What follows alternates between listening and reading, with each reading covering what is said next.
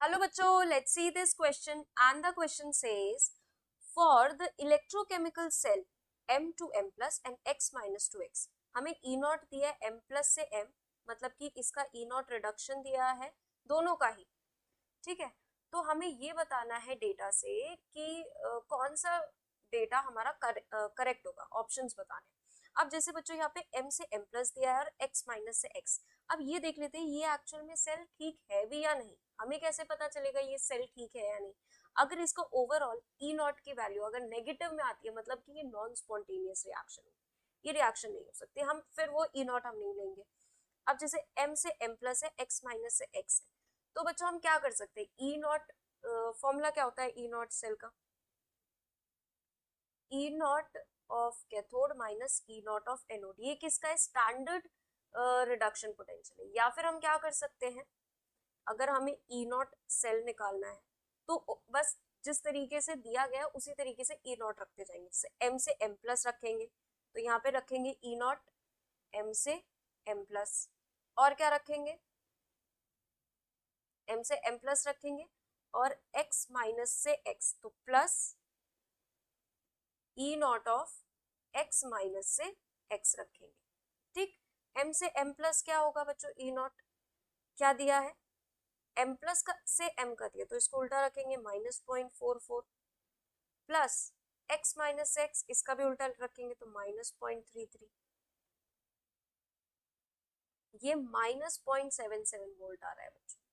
तो यानी कि ये रिएक्शन स्पॉन्टेनियस तो नहीं होगी। ठीक है, और हमें स्पॉन्टेनियस वाली देखनी है।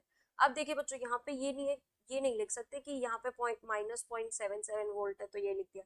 ये ई नॉट सेल निकाला है हमने और ये क्या है? ई सेल है। ठीक है, अब आगे बढ़ते हैं।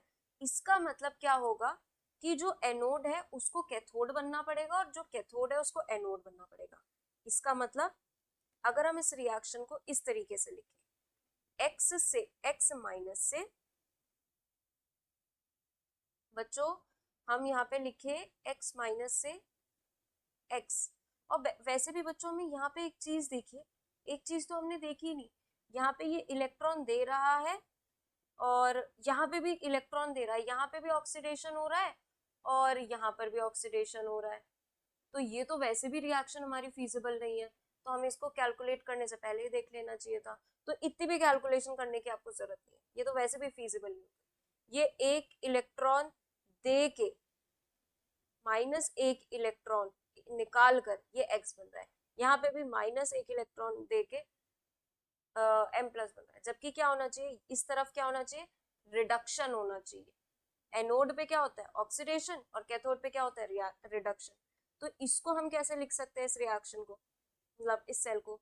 एम से एम प्लस और एक्स से एक्स माइनस, बीच में तो सॉल्ट ब्रिज आ गया। अब जरा इसका ई नॉट ऐड करिए, ई नॉट सेल निकालते हैं इसका। एम से एम प्लस का क्या है? 0.44, और एक्स से एक्स एम से एम प्लस का है बच्चों -0.44, एक्स से एक्स माइनस का क्या है? +0.33। तो ये वैसे भी नेगेटिव में आ रहा है, तो ये भी नॉट नहीं हो सकता हमारा। इसका मतलब ये एक्स वाले का हो रहा है ऑक्सीडेशन और एम प्लस वाले का हो रहा है रिडक्शन, यानी कि ये कुछ इस तरीके से जा रहा है एक्स माइनस एक्स। ठीक है, बीच में सॉल्ट ब्रिज आ गया, फिर क्या जा रहा है? ये एम प्लस से एम में चेंज हो रहा है। ठीक है, अब इसका ई नॉट सेल निकालिए बच्चों जरा। तो ये क्या आएगा? एक्स माइनस से एक्स का क्या है? एक्स माइनस से एक्स -0.33 प्लस एम प्लस से एम का क्या है? 0.44। तो क्या आ गया? 0.11 वोल्ट। यानी कि ये है हमारा एग्जैक्ट हाफ सेल। तो ये एनोड पे क्या हो रहा है? एक्स माइनस से एक इलेक्ट्रॉन देके एक्स बन जा रहा है, और कैथोड पे क्या हो रहा है?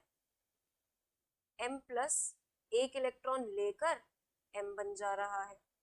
यानी कि इसको ऐड करेंगे ओवरऑल रिएक्शन को तो क्या आएगा?